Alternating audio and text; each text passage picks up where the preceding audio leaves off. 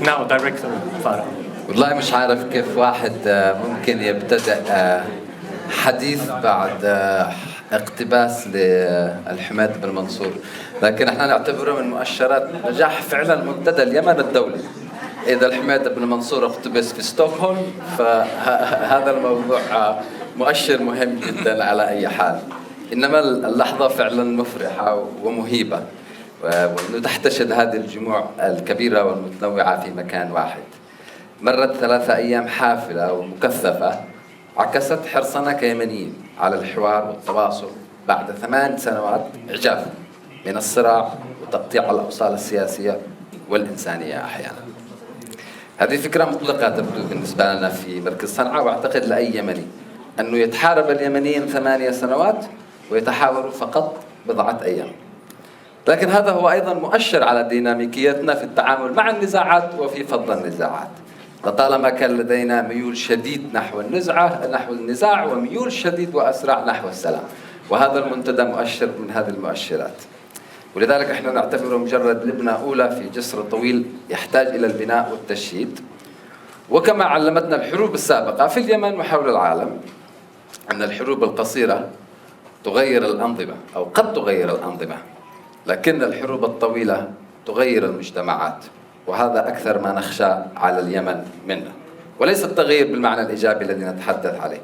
خلال ال3 أيام اللي مرت عقدنا أكثر من 30 جلسة وتوزعت على 6 ملفات رئيسية: الاقتصاد والأمن والعدالة والعملية السياسية والحياة السياسية بعد الحرب. وهذا كان ملف بالنسبة لنا مهم، أن نستطيع أن نتخيل استعادة حياتنا السياسية بعد أن تنتهي هذه الحرب. وأهم من ذلك أيضا ملف الجنوب وملفات أخرى. استضاف المنتدى أكثر من 250 مشارك، 70% منهم يمنيين، وكانت نسبة النساء تقريبا 36%.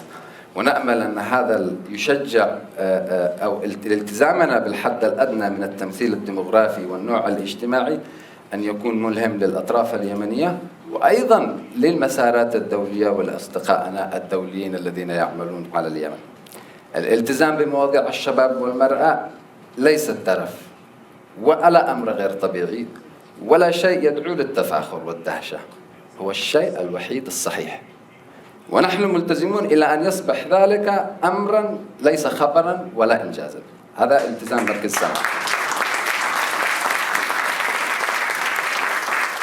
ولعلها ربما المرة الأولى التي يضم فيها فعالية حوارية هذا الشمل الواسع، يضم حتى الأقليات، وهذا موضوع شديد الحساسية بالنسبة لنا، لأننا على قناعة أن الأمم والأوطان لا تموت حينما يموت أبنائها، بل أحيانا لكي تستمر لابد أن يموت أبنائها، بل دائما. لكن الأوطان والشعوب والأمم تموت حينما تنتهي أقلياتها. لم نكتفي هنا في هذا اللقاء بدعوة الأطراف المختلفة أو حتى المتصارعة فقط، بل حرصنا عمدا وقصدا على دعوة الضحايا، لأنه من حقهم قبل أي أحد آخر تحديد مستقبل هذه البلاد. ونعد أنفسنا أن هذا سيكون تقليد راسخ في فعاليات السلام في اليمن بشكل عام الذي نساعد مع شركائنا في استضافته، أن يكون الحوار ليس فقط ما بين الأطراف المتحاربة وإنما ما بين الضحايا أنفسهم. قد حاولنا قدر الإمكان أن يكون هذا المنتدى منصة لجميع الأصوات، لا سيما التي أخرست وهمشت مع اشتداد النزاع. وحتى الآن وحتى الذين لم يحضروا فقد حاولنا جاهدين حفظ غيبتهم وتمثيل قضاياهم، وحتى أكثر من الذي حضروا. نحن نعرف أيضا أن هناك الكثير من الحضور لم يستطيعوا، الذين كانوا يريدوا الحضور ولم يستطيعوا لأسباب لا يحبوها ولا يتفقوا معها حتى هم. لذلك سنستمر في جهودنا والتزامنا حتى يصبح الطريق نحو الحرب والاقتتال هو المسار الخاطئ والمعيب وليس الطريق نحو السلام. لأننا نرى التفاعل السلبي أيضا والإيجابي بخصوص المنتدى خارج المنتدى، وبنهاية المطاف نرى هذا أمر جيد، ونراه فعلا أمر جيد. ولذلك دعونا نكون واضحين. نعم لدينا أجندة في مركز صنعاء، وليست أجندة خفية، هي أجندة نفخر بها ونجاهر بها، أجندة منحازة للسلام ضد الحرب، وللحوار ضد الاقتتال، وللضحايا ضد الجلادين، وللضعفاء ضد الأقوياء. ومن كان معه مشكلة مع هذه الأجندة نحن نعتبر أنه لا يجب أن ما عاد معش فرصة أنه يتحدث معنا فقط، ولكن يتحدث معاكم. هذا قدوم منتداكم وهذا دفاعكم. يبقى السؤال العملي المهم هو ما اللي حققناه خلال هذا الوقت القياسي؟ الأكيد أننا ما وصلناش إلى حلول نهائية ولا ناجزة، لكننا مثلنا بروفة أولية وجادة لعملية حوار شاملة وبقيادة يمنية. كما نأمل أن نكون قد مثلنا جرس إنذار مبكر لما قد تواجهه أيضا الجهات والجهود المعنية بالسلام من مشاكل ومن تحديات، وأيضا من هذا كله أن نكون قد أوصلنا فكرة ثمن الحرب، وكيف بوسع القوى المحلية والدولية تطوير أدائها وأفكارها لتكون دافعة ورافعة نحو الحل السياسي المأمول في اليمن. في أضعف الأحوال في السويد وبالشراكة مع شركائنا أعدنا ترسيم الخارطة السياسية اليمنية بعيدا عن الاصطفافات التقليدية والبدائية، ليكون ثمة معيار جديد للتصنيف: قوى سياسية مستجيبة مع عملية السلام، وقوى أخرى متحفظة عليها سواء أفراد أو كيانات. هذا الأمر سيكون أيضا كاشفا خلال المرحلة القادمة المتعلقة بتصميم العمليات الوساطة السياسية. مش أخيرا إنما قبل أخيرا، لا نبرئ أنفسنا أيضا من أوجه القصور العديدة سواء لمن حضروا أو لمن يحضروا، وهذا شأن أي تجربة أولى وطموحة على أن نستفيد منها في الأيام القادمة، ويتحمل مركز صنعاء وأنا شخصيا أي قصور في هذه التجربة. نشكر الجميع مجددا على تفهمهم ومشاركتهم، ونعدكم على أن نستمر برفقة شركائنا الأوفياء في FBA وفي السويد وزارة الخارجية السويدية في استكمال مسارات العمليات الحوارية النوعية في اليمن.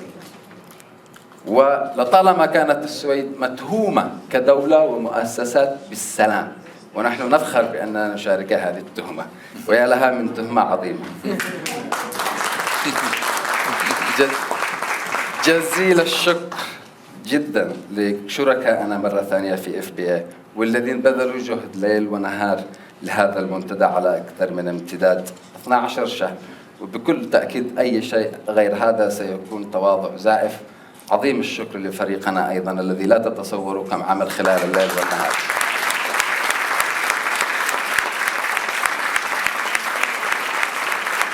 ولكن للأمانة عظيم الشكر وصدقه هو للي قدموا من جميع أنحاء العالم، وتحديدا اللي جاءوا من اليمن. نحن نعرف هذا.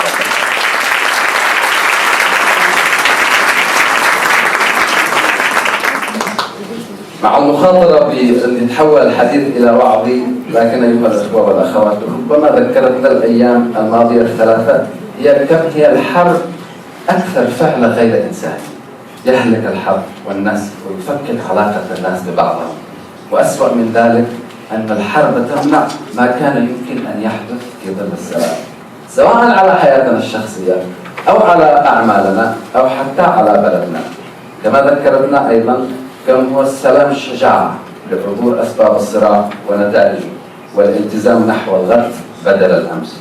وبالحديث عن الشجاعة اسمحوا لي هنا أن أتذكر أيضا من ملايين الشجعان شجاعة مجموعة من اليمنيين العظماء الذين حرفيا يمكن تسميتهم بمجاهدين وانتحاريين، وهم تقريبا 8 إلى 12 شخص يعيشوا على ناقلة خزان صغير ويخاطروا بحياتهم يوميا لمنع كارثة بيئية وبشرية ستؤثر على ملايين الناس في اليمن وعلى امتداد الدول المطلة على البحر الأحمر. نستغل هذا المنتدى بشكر هذا الشخص لطالما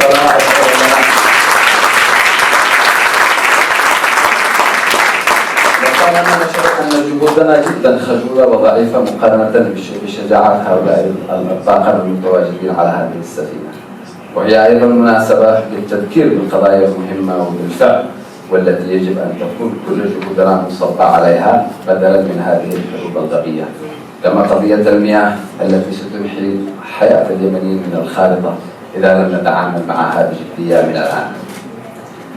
نتمنى أن نراكم العام القادم في مكان آخر من العالم نستمر أيضا فيه جميعا في إعادة صياغة علاقة اليمن بالعالم. وبهذه المناسبة أيضا نكرر دعوتنا في مركز صنعاء للإقليم لإعادة تعريف دوره في اليمن ليكون مصير في السلام، لأنه يحز في القلب أن هذا المنتدى يعقد في مكان بعيد جدا وليس في الإقليم، ولكن حينما يريد الإقليم تعريف دوره في اليمن نحن مستعدون لعقد هذا المنتدى في مكان ما في المنطقة. شكرا لكم. السلام.